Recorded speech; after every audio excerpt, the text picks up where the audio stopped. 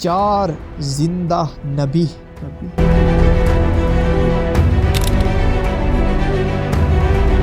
آج سے کروڑوں سال پہلے اللہ نے اس کائنات کو تخلیق فرمایا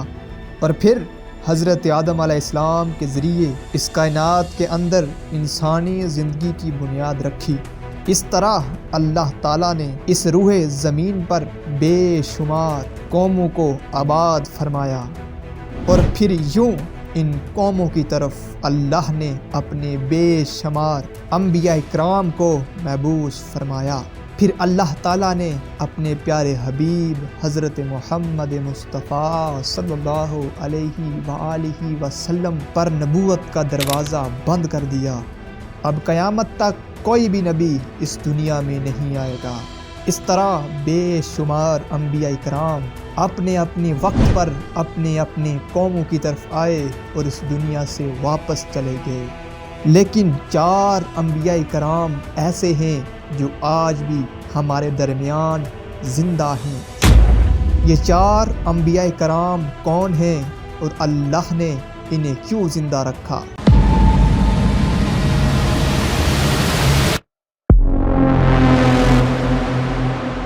مختلف روایات اور حدیث نبوی کی روشنی میں 4 ایسے انبیاء کرام کا ذکر ملتا ہے جنہیں اللہ نے آج بھی زندہ رکھا ہے۔ سب سے پہلے نبی جن کو اللہ تعالیٰ نے زندہ رکھا ہے، ان کا ذکر قرآن مجید میں بھی ملتا ہے، وہ حضرت عیسیٰ علیہ السلام ہیں۔ جب حضرت عیسیٰ علیہ السلام نے نبوت کا اعلان کیا تو انہوں نے اپنے ارد گرد لوگوں کو جمع کیا اور ان کو جمع کر کے بتایا کہ میں اللہ کی طرف سے بھیجا ہوا نبی ہوں اور میں دعوت حق دینے کے لیے مبعوث ہوا ہوں۔ لیکن جس قوم کی طرف اللہ تبارک و تعالیٰ نے حضرت عیسیٰ علیہ السلام کو مبعوث فرمایا وہ قوم یہودی تھی، اور ان کی کتابوں میں یہ واضح لکھا تھا کہ اللہ تبارک و تعالیٰ کی طرف سے ایک نبی آئے گا جو یہودیوں کے دین کو ختم کر دے گا،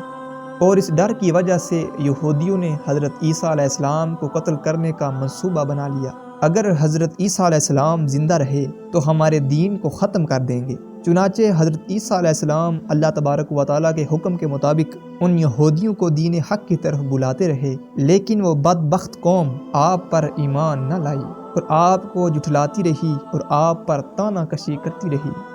جب حضرت عیسیٰ علیہ السلام کو یقین ہو گیا کہ یہ لوگ میری کسی بات کا یقین نہیں کریں گے اور اسی جہالت پر رہیں گے، لیکن ایک دن حضرت عیسیٰ علیہ السلام نے سارے یہودیوں کو اکٹھا کیا اور ان سے کہا کہ آپ لوگوں میں سے کون ہے جو اللہ تبارک و تعالیٰ کے دین پر ایمان لاتا ہے؟ اور ان میں سے تقریباً 12 یا 19 لوگ جنہوں نے اس بات کا اقرار کیا کہ ہم اللہ تعالیٰ کی وحدانیت پر ایمان لاتے ہیں اور ہم آپ کا دین قبول کرتے ہیں اور آپ ہی ہماری بخشش کا ذریعہ بنیں گے، اور ان خوش نصیب لوگوں کے علاوہ باقی کسی نے یہ دین قبول نہ کیا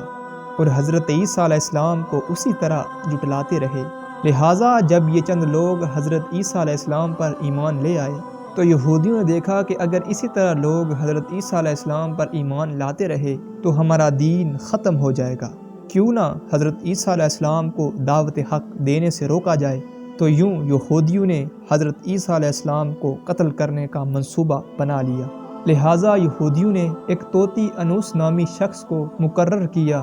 وہ شخص حضرت عیسیٰ علیہ السلام کو قتل کرنے کے لیے آیا۔ جب طوطی انوس حضرت عیسیٰ علیہ السلام کے پاس آیا اور اس ارادے کے ساتھ آیا کہ میں آج آپ کو قتل کر دوں گا،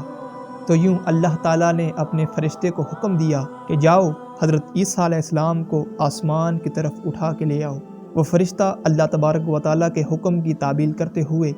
حضرت عیسیٰ علیہ السلام کے پاس گیا اور حضرت عیسیٰ علیہ السلام کو اپنے ساتھ آسمانوں کی جانب اٹھا کے لے آیا۔ جب آپ آسمان کی طرف پہنچے، آپ کی ملاقات آپ کی والدہ یعنی حضرت مریم سلام اللہ علیہا سے ہوئی۔ اس وقت آپ کی والدہ نے آپ کو گلے لگایا اور آپ نے اپنی والدہ سے فرمایا کہ امی جان اب ہماری ملاقات روز قیامت ہی ہوگی۔ اس طرح جب حضرت عیسیٰ علیہ السلام آسمانوں کی طرف اٹھائے گئے، اس وقت آپ کی عمر 33 سال تھی اور اس طرف یہودی کھڑے ہو کر اس شخص کا انتظار کر رہے تھے جس شخص کو انہوں نے حضرت عیسیٰ علیہ السلام کو قتل کرنے کے لیے بھیجا تھا۔ اسی طرح جب کافی دیر ہو گئی تو وہ شخص واپس نہ آیا اور اس وقت تمام یہودی حضرت عیسیٰ علیہ السلام کی گھر کی طرف گئے کہ آخر دیکھیں تو صحیح کہ ماجرا کیا ہے۔ انہوں نے ایک شخص کو پایا جس کا چہرہ حضرت عیسیٰ علیہ السلام کی طرح تھا، تو انہوں نے اسے قتل کر دیا، اور قتل کرنے کے بعد انہوں نے دیکھا کہ چہرہ تو حضرت عیسیٰ علیہ السلام جیسا تھا، لیکن یہ ہمارا بھیجا ہوا وہ شخص تھا جس کو ہم نے حضرت عیسیٰ علیہ السلام کو قتل کرنے کے لیے بھیجا تھا۔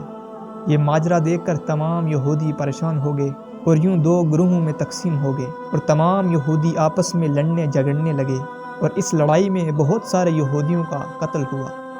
جس طرح اللہ تبارک و تعالیٰ نے سورہ نساء میں فرمایا ہے، اور ان کے اس کہنے کی وجہ سے ہم نے اللہ تعالیٰ کے رسول حضرت عیسیٰ علیہ السلام کو قتل کر دیا، حالانکہ انہوں نے ان کو قتل نہیں کیا اور نہ ہی انہیں سولی پر چڑھایا، مگر ان کے لیے کسی کو حضرت عیسیٰ علیہ السلام کا ہم شکل بنا دیا۔ بے شک جو لوگ ان کے بارے میں اختلاف کرتے ہیں وہ شک میں ہیں، اور ان کے پاس کچھ بھی علم نہیں ہے، مگر یہ لوگ گمان کی پیروی کر رہے ہیں، بلکہ حضرت عیسیٰ علیہ السلام کو اللہ تعالیٰ نے ساتویں آسمان کی جانب اٹھا لیا، یقیناً وہ قتل نہیں ہوئے، اور اللہ تعالیٰ بے شک غالب حکمت والا ہے۔ حدیث نبوی میں ہے کہ نبی کریم صلی اللہ علیہ وآلہ وسلم نے ارشاد فرمایا کہ حضرت عیسیٰ علیہ السلام قیامت سے پہلے زمین پر تشریف لائیں گے اور سنت نبوی کے مطابق زندگی گزاریں گے، اور حضرت عیسیٰ علیہ السلام ہی سلیم کو توڑیں گے اور دجال کا جڑ سے خاتمہ کریں گے۔ اب بات کرتے ہیں دوسرے نبی کی جن کو اللہ تعالیٰ نے زندگی عطا کی ہوئی ہے، ان کا نام حضرت خضر علیہ السلام ہے۔ حضرت خضر علیہ السلام ظاہری طور پر اس دنیا میں تب تشریف لائیں گے جب دجال اس دنیا میں ظاہر ہوگا، اور دجال اپنا فتنہ اس دنیا میں پھیلائے گا اور دنیا کے لوگوں کو اللہ کے دین سے دور کر رہا ہوگا۔ اس وقت حضرت خضر علیہ السلام لوگوں کو اللہ کے دین کی طرف بلائیں گے۔ ایک دوسری روایات میں آتا ہے کہ حضرت محمد صلی اللہ علیہ وآلہ وسلم اپنے صحابہ کرام کو حضرت خضر علیہ السلام کا قصہ سنا رہے تھے، تو آپ نے فرمایا کہ حضرت خضر علیہ السلام کا باپ ایک بادشاہ تھا۔ حضرت خضر علیہ السلام کو بادشاہت سے نوازنا چاہتا تھا، لیکن حضرت خضر علیہ السلام کو دنیا کی بادشاہت پسند نہ آئی، تو حضرت خضر علیہ السلام نے دنیا کی سلطنت کو ٹھکرا دیا۔ آپ نے اپنے والد گرامی سے کہا کہ میں اس دنیا کی سلطنت نہیں لینا چاہتا، تو اس طرح آپ اپنے والد سے ناراض ہو کر جنگلوں کی طرف چلے گئے، اور آپ وہاں اللہ کی عبادت میں مصروف ہو گئے۔